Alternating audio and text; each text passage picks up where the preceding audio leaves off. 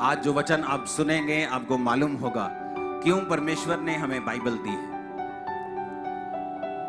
Bible की जो घटनाएं हैं 2000 साल पुरानी, 5000 साल पुरानी, क्यों उसे आज हम पढ़ें।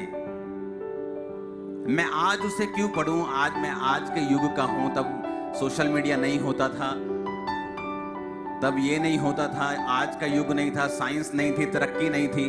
मैं क्यों वो बातें पढ़ूं जो 5000 साल पुरानी हैं, 2000 साल पुरानी। आप जब उन बातों को, उन इंसिडेंट्स को, उन घटनाओं को पढ़ते हैं, आपको मालूम होता है परमेश्वर के काम करने का तरीका क्या है, वो कैसे काम करता है और हमें कैसे काम करना है, परमेश्वर कैसे सोचता है, उसका किंगडम कैसे काम करता है। कई बार आप देखते हैं बहुत से लोग अपने देश से फ्रस्ट्रेट रहते हैं। कई बार इसीलिए भी फ्रस्ट्रेशन उन्हें रहती है क्योंकि उन्हें मालूम नहीं होता कि उनके देश का लॉ कैसे काम करता है, और वो अपनी लाइफ में फ्रस्ट्रेट रहते हैं, लेकिन उन्हें यह नहीं मालूम कि अगर उनको लॉ की अच्छी नॉलेज हो जाएगी तो वो उस चीज से ओवरकम कर सकते हैं और अपनी लाइफ अच्छी तरह से जी सकते हैं। इस इतिहास की सबसे बड़ी घटनाओं में से एक घटना है यूहन्ना बपतिस्मा देने वाले का जन्म होना। कौन था यूहन्ना बपतिस्मा देने वाला? बाइबल कहती है, जब हम लूका की पुस्तक को पढ़ते हैं, लूका 1 उसकी 5 आयत को पढ़ते हैं, तो लिखा, यहूदिया के राजा हेरोदेस के समय अबिया के दल में जकरिया नाम का एक याजक था और उसकी पत्नी हारून के वंश की थी। आप देखो दोनों इस वंश के बारे में। जो जन प्रभु यीशु मसीह जी का प्रचार सुनना चाहते हैं वे इस चैनल को जरूर सब्सक्राइब करें। और इनकी बैकग्राउंड के बारे में हम बात नहीं करेंगे, ये भी एक विषय है बात करने का, लेकिन आज जिस विषय पे हम बात करेंगे वो अलग है, जिसका नाम एलीशिबा था। वो दोनों परमेश्वर के सामने धर्मी थे, प्रभु की सारी आज्ञाओं और विधियों के ऊपर निर्दोष चलने वाले थे। फिर भी उनके कोई संतान नहीं थी क्योंकि एलीशिबा बांझ थी और वो दोनों बूढ़े थे।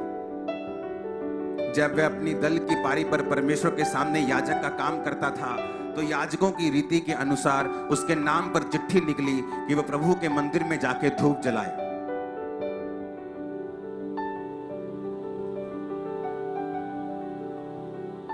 ऊंची आवाज में बोलो हालेलुया। अब यहां पे हमें एक ऐसे व्यक्ति का जन्म होता हुआ मिलता है जिसके लिए परमेश्वर ने कितने साल तक देखा कि मैं किसके जरिए एक ऐसे पुरुष को पैदा करूं जो यीशु मसीह के रास्तों को साफ करेगा। यूहन्ना की जो फर्स्ट बुलाहट थी, जो पहली बुलाहट और एकमात्र और सबसे बड़ी बुलाहट उसकी थी, वो ये थी कि लोगों को क्राइस्ट के बारे में अवेयर करना, यीशु मसीह के बारे में बताना कि वो देखो परमेश्वर का मेमना, ये देखो परमेश्वर, मेरे बाद जो आने वाला है मैं उसकी जूती के तस्मे खोलने के योग्य नहीं हूं। मैं तुम्हें पानी से बपतिस्मा देता हूं, लेकिन मेरे बाद आने वाला तुम्हें आग से बपतिस्मा देगा, पवित्र आत्मा से बपतिस्मा देगा। उसकी लाइफ की जो मेजर बुलाहट थी वो थी क्राइस्ट के बारे में बताना।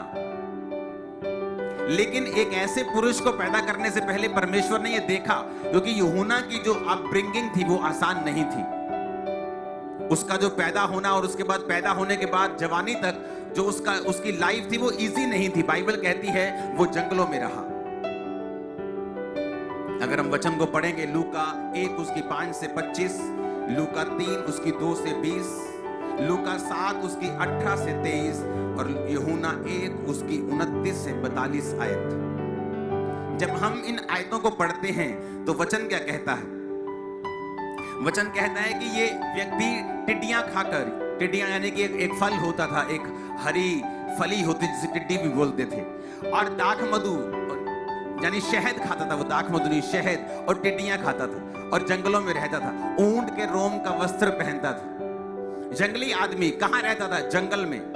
क्यों जंगल में रहता था? उसकी बुलाहट थी। परमेश्वर ने इस तरह से उसे तैयार किया ताकि जब वो जवान हो, डिस्ट्रैक्ट ना हो, अपनी बुलाहट के ऊपर पूरी तरह से कंसंट्रेशन रख सके,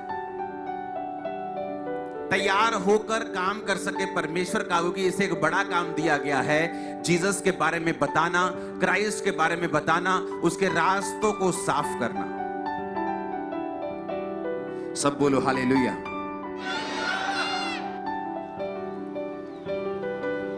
एक ऐसा जोड़ा चुना गया जो आत्मा में था, जो बूढ़ा होने के बावजूद भी परमेश्वर के घर में सेवा के लिए मौजूद था, जिसने ये नहीं कहा कि मैं बहुत बूढ़ा हो गया हूं, तू भी बहुत बूढ़ी हो गई, हमें कुछ परमेश्वर ने दिया नहीं, चर्च आने में हमें शर्म आएगी, अगर प्रभु के घर में कोई पूछ लेगा तुम्हारे बच्चा नहीं हुआ तो हमें शर्म आएगी, आज नहीं चलते, कभी कभी जाया करेंगे बड़ी मीटिंग में, जाकर पीछे बैठ के वापस चले जाया करेंगे, लोग जब पूछेंगे तो हमें शर्म आएगी। लेकिन वचन कहता है वो एक्साइटेड थे परमेश्वर के घर में उसकी सेवा करने के लिए, और इसलिए जब चिट्ठी निकली कि आज कौन परमेश्वर के घर में जाकर अंदर जाकर सारे रीति रिवाज करेगा, तो वो चिट्ठी उसके हस्बैंड के नाम की निकली। अलीशिबा का हस्बैंड अंदर गया और वचन कहता है कि उसे स्वर्गदूत दिखाई दिया और उसने कहा अब तेरे बेटा पैदा होगा। अब मेरी बात को ध्यान से समझना, अभी मैसेज तक मैं पहुंचा नहीं हूं। जब वो बड़ा हुआ तो जंगलों में रहा, क्योंकि परमेश्वर को एक ऐसे व्यक्ति की तलाश थी जो अपने जीवन का बलिदान दे सके। उसे ऐसे माता पिता से पैदा किया जिन्होंने अपना सारा जीवन परमेश्वर के घर के लिए बलिदान किया था, जो परमेश्वर की आज्ञाओं और विधियों पर निर्दोष चलने वाले थे, जो ये सवाल नहीं कर रहे थे कि परमेश्वर मेरे जीवन में तूने काम क्यों नहीं किया, अगर तूने मेरे जीवन में काम नहीं किया इसका मतलब तू असली नहीं। उनको यकीन था परमेश्वर असली है, इसलिए वो सेवा करने के लिए एक्साइटेड थे। एक्साइटेड थे तो घर में थे, एक्साइटेड थे तो परमेश्वर के घर में थे, चाहे उनके कोई भी बेबी नहीं था, बूढ़े हो चुके थे। बाइबल कहती है वो दोनों बूढ़े थे, अलीशिबा बांझ थी और परमेश्वर के घर में मौजूद थे। ये कैसे हो सकता है कि उनके अपने जीवन में बेबी नहीं था, लेकिन फिर भी उनको यकीन था, उनको मालूम था कि यहोवा परमेश्वर ही एकमात्र और सच्चा परमेश्वर है।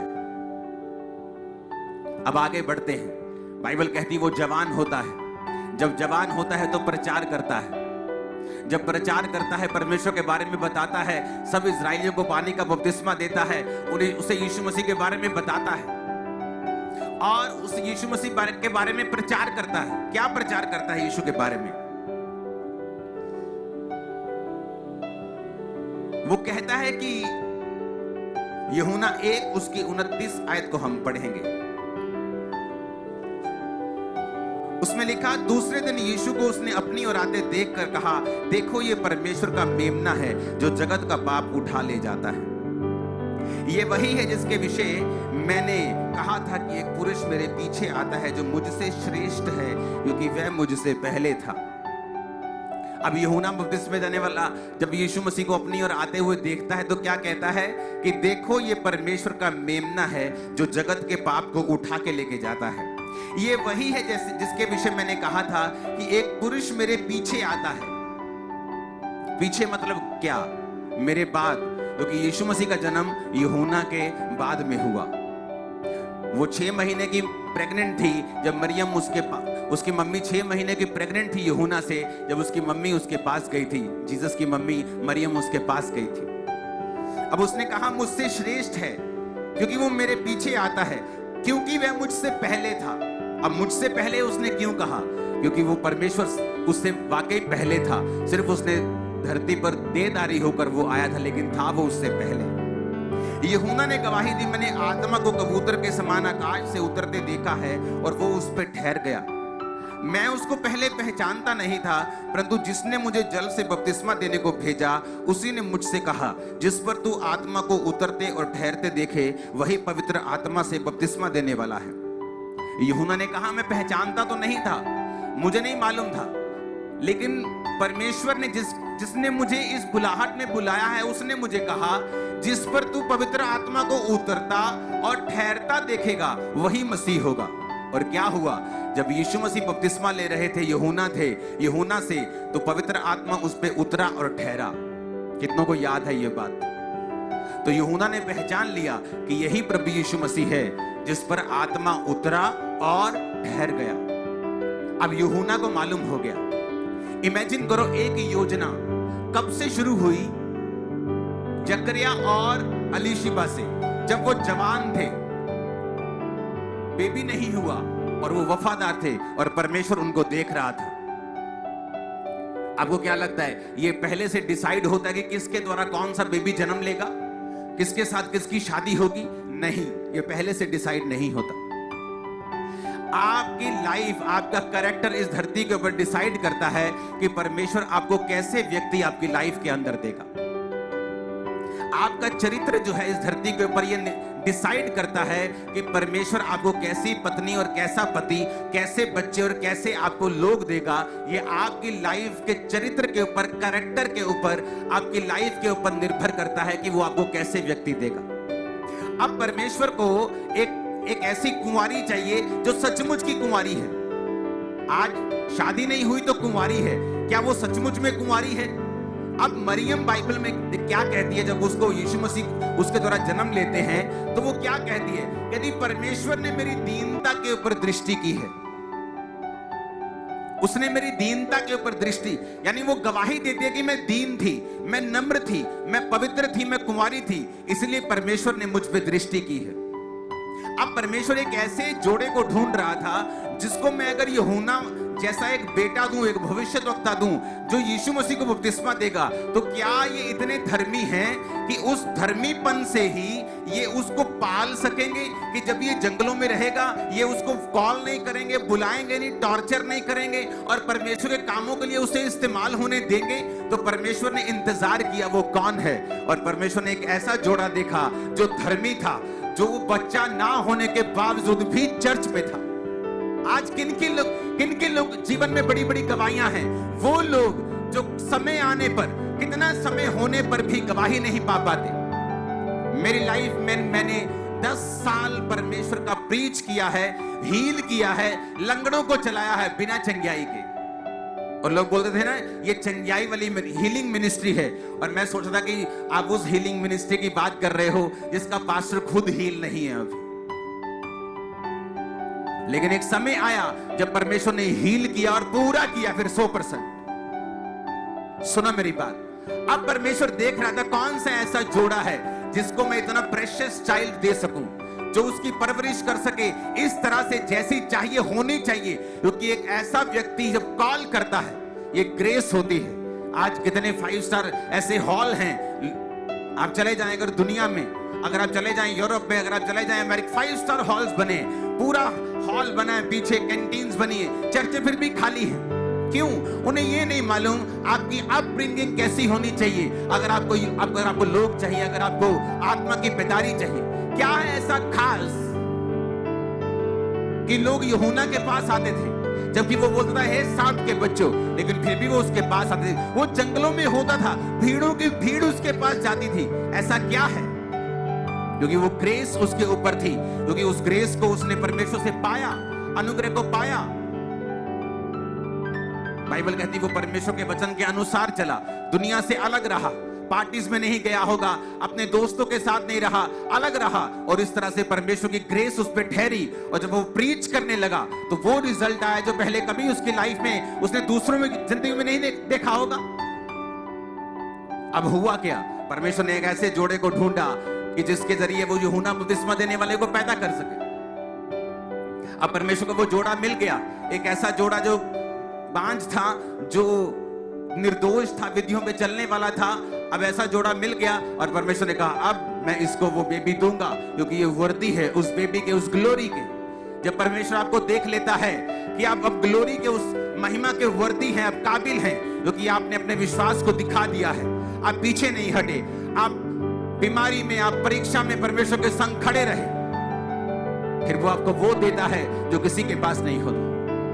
और ये किसकी मर्जी है? परमेश्वर की मर्जी है?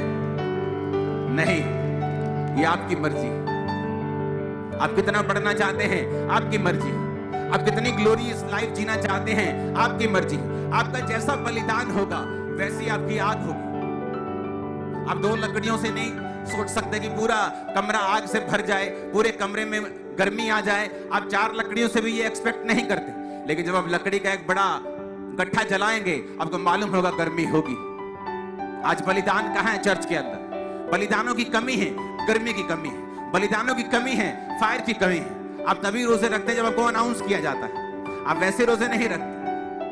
जब अनाउंस किया जाता है तभी आप नाइट प्रेयर करते हैं, वैसे नहीं करते। आपको सिखाना पड़ता है, समझाना पड़ता है। कोई बात नहीं अगर आपकी लाइफ में गवाही नहीं आई तो, लेकिन बाइबल कहती है ये लोग परमेश्वर के साथ इतने वफादार थे कि बुढ़ापे तक भी बेबी ना होने के बावजूद भी वो परमेश्वर की सेवा के लिए एक्साइटेड थे, काम करना चाहते थे, परमेश्वर के घर में थे। अब आगे क्या हुआ? अब आगे क्या हुआ सुनेंगे। यूहन्ना दूसरे दिन, लिखा यूहन्ना और उसके चेलों में 2 जन खड़े हुए थे और यीशु जा रहा था। जब वो यीशु को देख रहे थे तो यूहन्ना ने यीशु की ओर दृष्टि करके कहा, देखो ये परमेश्वर का मेमना है। यूहन्ना के दोनों चेले यूहन्ना की ये बात सुनकर यीशु के पीछे हो लिए। अब यूहन्ना को मालूम था कि ये बंदा, पवित्र आत्मा इस पे उतरा है, इस पे ठहरा है। मैंने बहुतों को बपतिस्मा दिया लेकिन किसी पे पवित्र आत्मा उतरा और ठहरा नहीं, इस पे उतरा और ठहरा, यानी ये जगत का मेमना है, ये यीशु मसीह है। और 2 चेलों के साथ वो खड़ा था। जब यीशु मसीह जा रहे थे तो 2 चेलों को बोला, देखो ये परमेश्वर का मेमना है। तो लिखा वो 2 चेले यूहन्ना को छोड़कर यीशु मसीह के पीछे हो गए। लेकिन आप जानते हैं एंड में क्या हुआ?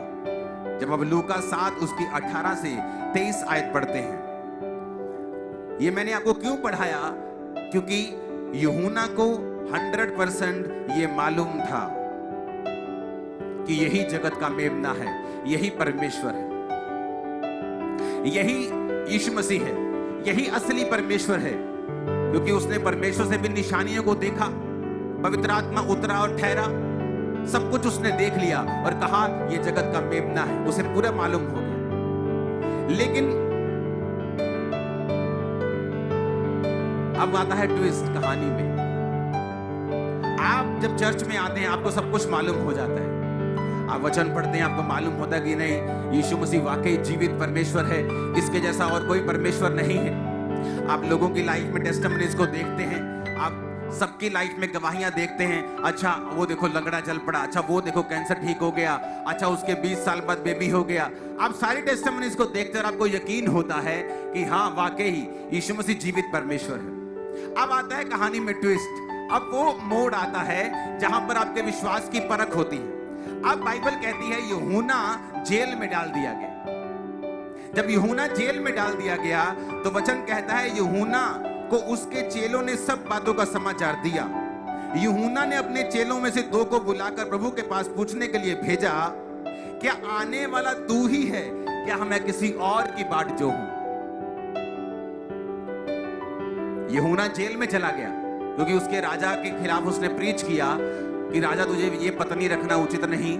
तो वो राजा गुस्सा कर गया और उसने यूहन्ना को जेल में डाल दिया। जब जेल में डाल दिया तो यूहन्ना ने क्या अपने चेलों को भेजा पूछने के लिए, कहता क्या तू ही है आने वाला मसीही या मैं किसी और का इंतजार करूं? इमेजिन करो, जिस बंदे की लाइफ पैदा ही इस बात के लिए हुई थी कि वो यीशु मसीह के बारे में लोगों को बता सके, ये उसकी लाइफ के जीने का, पैदा होने का मकसद था। ये मकसद था कि उसके माता और पिता सारी उम्र बांझ रहे, लोगों की बातें सुनी, क्योंकि परमेश्वर एक ऐसे बच्चे को भेजना चाहता था जो जीसस को बैप्टाइज देगा, जीसस का एक तरह से धार्मिकता की गुरु होने की, मेंटर होने की पूरी करेगा और लोगों को बताएगा कि जगत का मेमना, परमेश्वर का मेमना यही है। ये प्रभु का मेमना जो जगत के लिए मार दिया जाएगा, वो यूहन्ना जो सारी अपनी उम्र जंगल में रहता है तैयारी के लिए कि जब वो बुलाया जाए प्रचार करने के लिए उसके लाइफ वर्दी हो और वो परमेश्वर के नाम में उसका प्रचार कर सके, वही यूहन्ना कहता है क्या तू ही है मसीही या मैं किसी और का इंतजार करूं? क्योंकि सब धर्मी हैं, हम सब धर्मी हैं, वाह वाह वाले धर्मी, प्रीचिंग वाले धर्मी, ये बोने वाले धर्मी, ये सब प्रार्थना करने वाले, उपवास करने वाले धर्मी, बशर्ते हमारी अपनी लाइफ में कोई परीक्षा ना आए। क्योंकि जब अपनी लाइफ में परीक्षा आई, सारे साइन दिखते थे, अच्छा आत्मा उतरा और ठहरा, यही जगत का परमेश्वर का मेमना है जो जगत के लिए उठा लिया जाएगा। अच्छा वो भी निशानी मालूम है, माता पिता सारी उम्र बांझ रहते हैं विधियों पर निर्दोष चलने के बावजूद भी, क्योंकि मैं पैदा हो सकूं। उसकी लाइफ इस तरह से परमेश्वर चलाता है कि वो जंगलों में रहता है, टिड्डियां और शहद खाता है, ये भी मालूम है। जब आया तो ये भी मालूम है कि ये मसीह है, बपतिस्मा दिया, पवित्र आत्मा को उतरते ठहरते देखा, लेकिन जब अपनी लाइफ में परीक्षा आई, कहता क्या तू ही है? अरे भाई, जिसके लिए तू पैदा हुआ, जिसके लिए तेरे माता पिता बांझ रहे सारी उम्र, जिस काम के लिए तू आया है धरती के ऊपर, जिस निशानियों को प्रभु ने तुझे दिखाया है, अब ऐसा क्या हो गया कि अब तू ही पूछता है कि तू ही मसीह है या मैं किसी और का इंतजार करूं? ऐसा ही होता है, ऐसा ही होता है विश्वासियों के साथ। जब तक तो अपने आसपास वो गवाहियों को देखते हैं, वाह वाह वाह बेबी हो गया, ओ वाह वाह वाह कैंसर ठीक हो गया, ओ बल्ले बल्ले बल्ले बल्ले बल्ले इतने लोग आ गए, तब तक तो सब ठीक रहता है, जब तक फाइनेंशियली ब्लेसिंग आ रही है। लेकिन जैसे ही कोई परीक्षा आती है, क्योंकि यूहन्ना सोच रहा था कि अगर तू परमेश्वर है, तू जानता है कि मैंने तुझे बपतिस्मा दिया है, अब तू मुझे जेल से छुड़ाता क्यों नहीं? ऐसे लोग बोलते ये बीमारी तो मुझे हील क्यों नहीं करता, ये वीजा मेरा क्यों नहीं आता, ये ये वाला बच्चा क्यों नहीं तू सुधारता परमेश्वर? क्योंकि आपको लगता है कि परमेश्वर आपके हिसाब से जवाब देगा, क्योंकि आपने परमेश्वर को मानकर उसको खरीद लिया है, आपने एहसान कर दिया है स्वर्ग के ऊपर कि उसको आपकी बात सुननी पड़ेगी और माननी पड़ेगी। और फिर होता है ठोकर खाने का समय शुरू, जब आप अपने हिसाब से परमेश्वर को काम करने के लिए बोलते हैं और वो आपका काम नहीं करता, फिर आप शक करने लगते हैं, क्या तू असली है? अगर तू असली है तो ये कर, अगर तू असली है तो वो कर। अरे तुझे पहले मालूम नहीं था वो असली है? जब वो तेरे जीवन में काम कर रहा था, जब तुझे परमेश्वर निशानियां दे रहा था, जब तेरे जीवन में असंभव और अचंभे काम हो रहे थे, तब तेरे को मालूम नहीं था? मालूम था। अब तेरे मन मुताबिक परमेश्वर एक काम नहीं कर रहा, अब तू परमेश्वर की योग्यता के ऊपर सवाल उठा रहा, जैसे बहुत से विश्वासी करते हैं। उनकी लाइफ में परमेश्वर ऐसा काम करता है जो उनको मालूम है दुनिया का कोई बाबा नहीं कर सकता, कोई दुनिया की ताकत नहीं कर सकती। उनकी लाइफ में ऐसा काम हुआ है। किनकी लाइफ में? हर एक विश्वासी की लाइफ में ऐसा काम होता है, जब परमेश्वर ने दिखाता है चिन्ह के जरिए कि तेरी लाइफ में मैं जिंदा हूं, देख मैंने ये काम किया है, ऐसा कोई नहीं कर सकता। फिर दूसरों के जरिए जब आप दूसरों की लाइफ में बड़े बड़े काम होते हुए देखते हैं, आपको मालूम होता है यार वाकई ये परमेश्वर है। लेकिन तब क्या हो जाता है जब आपकी लाइफ में एक ऐसी परीक्षा आती है कि परमेश्वर किसी कारणवश चाहता है कि ये परीक्षा में आप थोड़ी देर रहें, इस दुख में आप थोड़ी देर रहें, लेकिन तब आप परमेश्वर के ऊपर सवाल करने लगते हैं कि क्या तू जीवित है, क्या तू असली है, क्या तू फलाना है, क्या तू ढमकाना है। तब शुरू होता है ठोकर खाने का समय, क्योंकि परमेश्वर आपकी तानों से काम नहीं करता। जब परमेश्वर के चेलों ने आके जब परमेश्वर को यूहन्ना के चेलों ने आगे कहा कि हमें यूहन्ना ने भेजा है प्रभु जी, और उसने ये संदेश भेजा है कि तू ही मसीह है कि हम किसी और का इंतजार करें। परमेश्वर कहते हुए गाल सुनो तेरा। और बाइबल कहती परमेश्वर ने अंधों को चंगा किया, लंगड़ों को चलाया, कोड़ियों को शुद्ध किया, सब बीमारों को चंगा करके परमेश्वर ने कहा जाओ जो तुमने आंखों से देखा है यूहन्ना से कह दो, और यह भी कह दो धन्य है वो जो मेरे कारण ठोकर ना खाएगा, धन्य है वो। यीशु ने कहा मैं तेरा नौकर नहीं हूं कि तेरे ताने से मैं कहूंगा और भागा भागा आऊंगा यूहन्ना अल्लाह फट चाबी जेल दी। परमेश्वर ने कहा जो कुछ तूने देखा है ना, 22 आयत में लिखा, यीशु ने कहा जो तुमने देखा और सुना है जाके यूहन्ना से कह दो। अंधे देखते हैं, लंगड़े चलते फिरते हैं, कोढ़ी शुद्ध किए जाते हैं, बहरे सुनते हैं, मुर्दे जिलाए जाते हैं, और कंगालों को सुसमाचार सुनाया जाता है, और धन्य है वो जो मेरे विषय में ठोकर ना खाए। कहता जो तूने देखा है ना, अब जाके बोल दो और कह दो उससे, और जाके बता दो। लेकिन यीशु मसीह उसे छुड़ाने के लिए फिर नहीं।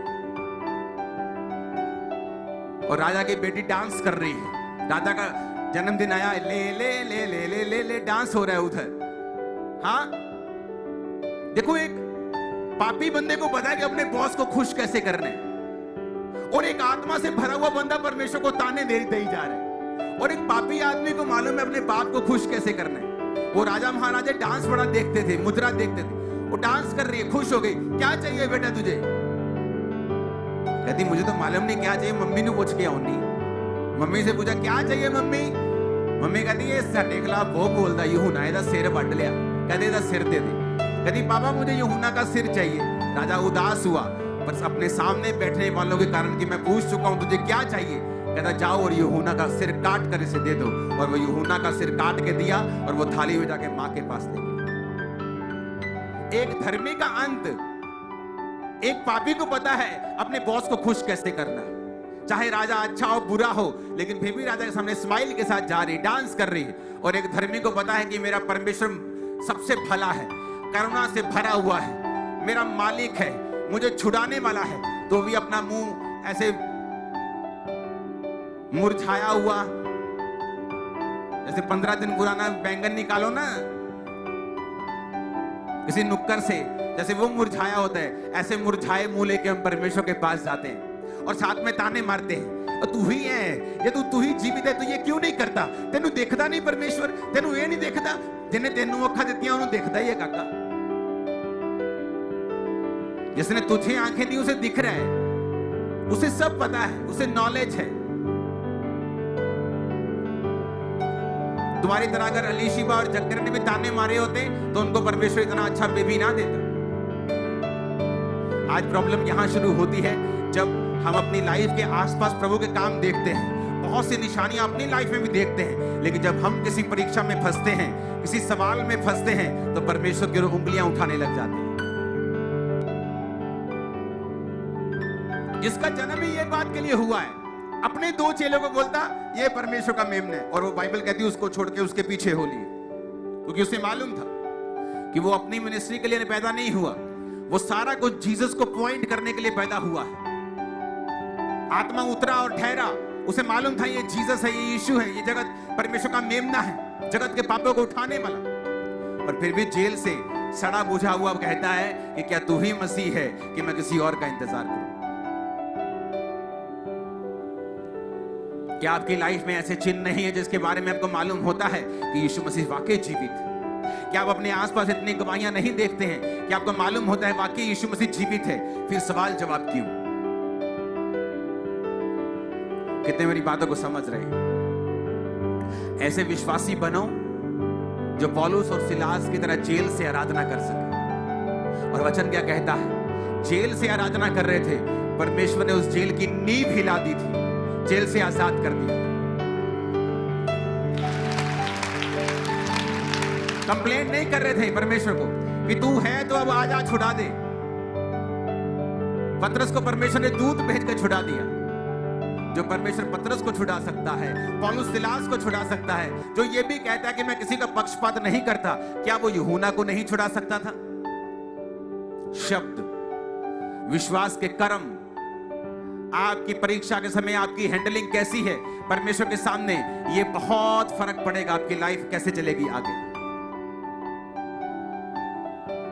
हालेलुया! ऊंची आवाज में हालेलुया का नारा मारो चलो।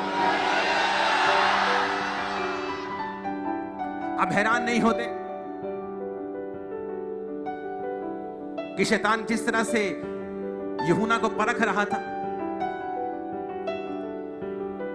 कितना जना भी यीशु मसीह के बारे में बता, तू स्पेशलिस्ट है, स्पेशलिस्ट जीसस के बारे में बताने में तू एक ही है दुनिया पूरी में। और वही बंदा कह रहा है कि क्या तू ही है?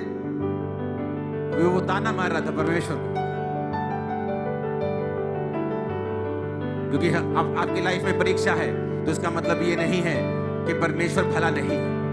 आपकी लाइफ में कुछ ऐसा हो रहा है जो मन भाव नहीं है, जो कड़वा है, तो इसका मतलब ये नहीं है कि परमेश्वर मीठा नहीं है। आपकी लाइफ में वो नहीं हो रहा जो आपका फेवरेट है, तो इसका मतलब ये नहीं है कि परमेश्वर भला नहीं है। आप बदल सकते हैं अपने कड़वेपन को मीठे में, उसकी आराधना करके, उसके नाम को ऊंचा करके, परीक्षाओं में परमेश्वर का थैंक्स करके, अपने बलिदानों के साथ। आमीन।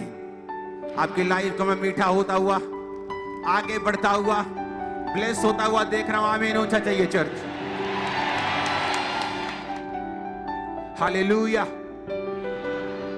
ऊंची आवाज में हालेलुया बोलो जरा।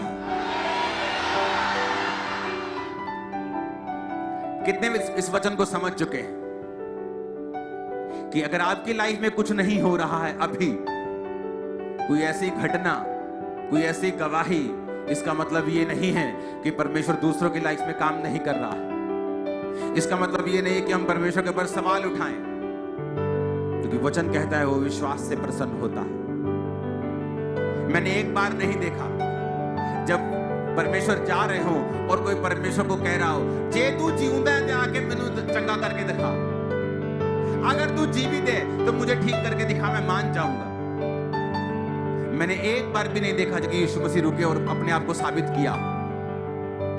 लेकिन हाँ, जब लोगों ने पुकारा है, हे दाऊद की संतान मुझ पे दया कर, मुझ कुत्ते पे दया कर, जब उस औरत ने कहा कुत्ते भी वही चूर चार खाते हैं, जब उन्होंने परमेश्वर को विश्वास से प्रसन्न किया है, इसलिए बाइबल कहती है तेरे विश्वास ने तुझे चंगा किया, ना कि तेरे तानों और मेनों और अविश्वास।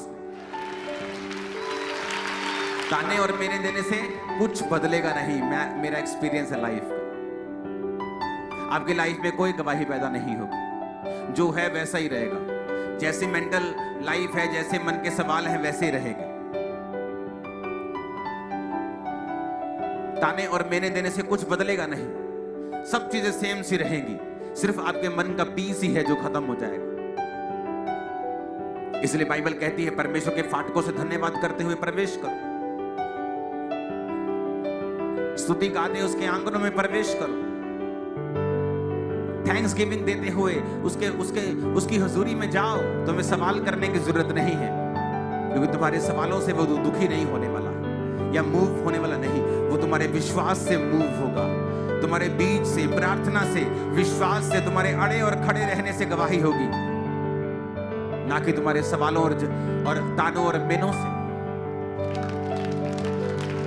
इमेजिन करो, यीशु मसीह जब बपतिस्मा ले रहे थे तो यूहन्ना ने कहा, पिता प्रभु मैं तुझसे बपतिस्मा लेना चाहता हूं, तू मुझसे बपतिस्मा क्यों ले रहा है? परमेश्वर कहता धार्मिकता को पूरा करना उचित है, कि तू मेरा मेंटर है, मैं धार्मिकता को पूरा करूंगा।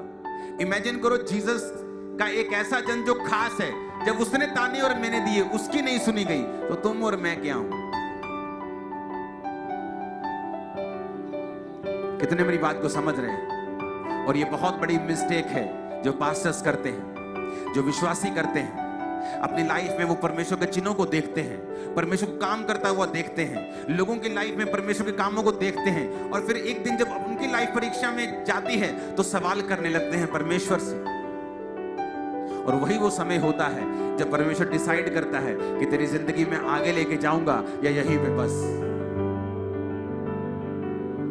जब आप मसीह में आए थे तो कैसे विश्वास के साथ हमने प्रभु को ग्रहण किया, कैसे विश्वास के साथ चले, लोगों से लड़े, परिवार से लड़े, अपने आप से लड़े, अभिलाषाओं से लड़े, शैतान से लड़े, और हमने पाया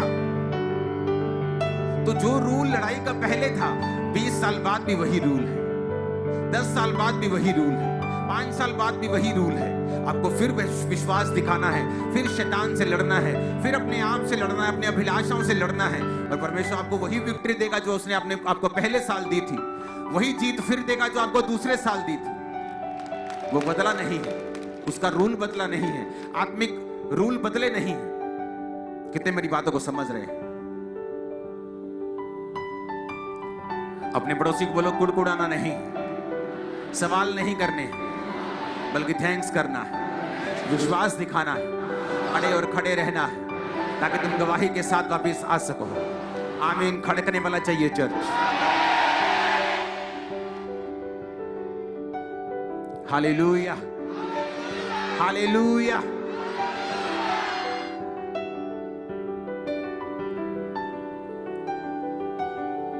अपनी लाइफ का, अपने जीवन का सब कुछ परमेश्वर को देना है हमें, और जो कुछ हम परमेश्वर को देंगे उस पे आशीष रहेगी। आप सब चर्च आते? हाँ जी, हाँ जी, ऐसे हम सब चर्च आते हैं जी। हमारा एक बेटा नहीं आता, वो बहुत पढ़ता है, पढ़ता लिखता बहुत है, घर पे रहता है, पढ़ाई करता है। जीसस के पांव पे जब इत्र उंडेला गया तो चेलों ने कहा इसको 200 दिनार में बांटा जा सकता था। जीसस ने कहा नहीं, जो कुछ मुझ पे उंडेला गया वो व्यर्थ कभी नहीं जाएगा। अब इसके बाद जहां जहां सुसमाचार सुनाया जाएगा वहां वहां की जाएगा।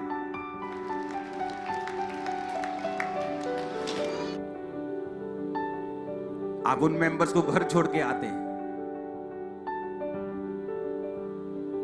जब आप परमेश्वर की प्रेजेंस में सब चीजों को नहीं लाते, उन पे बरकत नहीं रहती, परमेश्वर का हाथ उन पे नहीं रहता।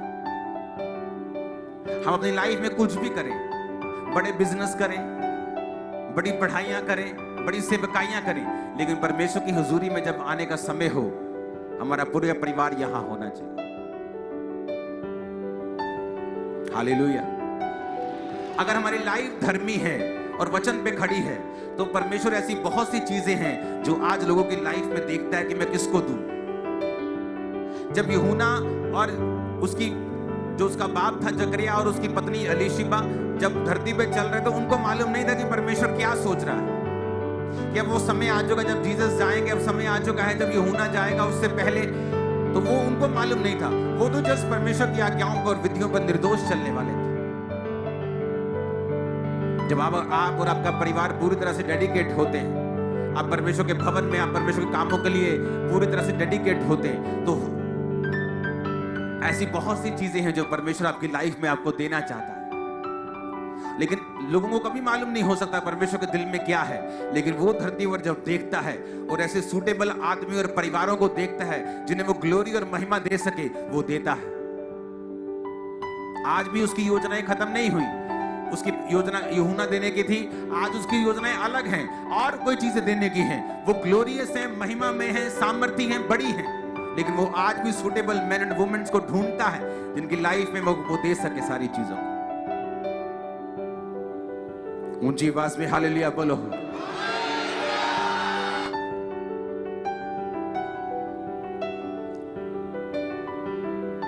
अपने हाथों को उठाओ। अगले हफ्ते में एक स्पेशल प्रार्थना करने वाला हूं। वो प्रार्थना होगी आपके पूरे परिवार की डेडिकेशन खुदा के लिए। अगले संडे आपका फुल फैमिली चर्चेस में होना चाहिए, ब्रांचेस में। यहाँ जहां भी आप जाते हैं ब्रांच में, यहाँ पर फुल फैमिली आपका चर्च में होना चाहिए। अगले संडे हम डेडिकेट करेंगे लोगों को, परिवारों को परमेश्वर के सामने, ताकि परमेश्वर अपनी महान योजनाओं को उनकी लाइफ में पूरा कर सके। हमारे चैनल पर प्रभु यीशु मसीह जी का प्रचार सुनने के लिए धन्यवाद। इस चैनल को ज़्यादा से ज़्यादा सब्सक्राइब करें और शेयर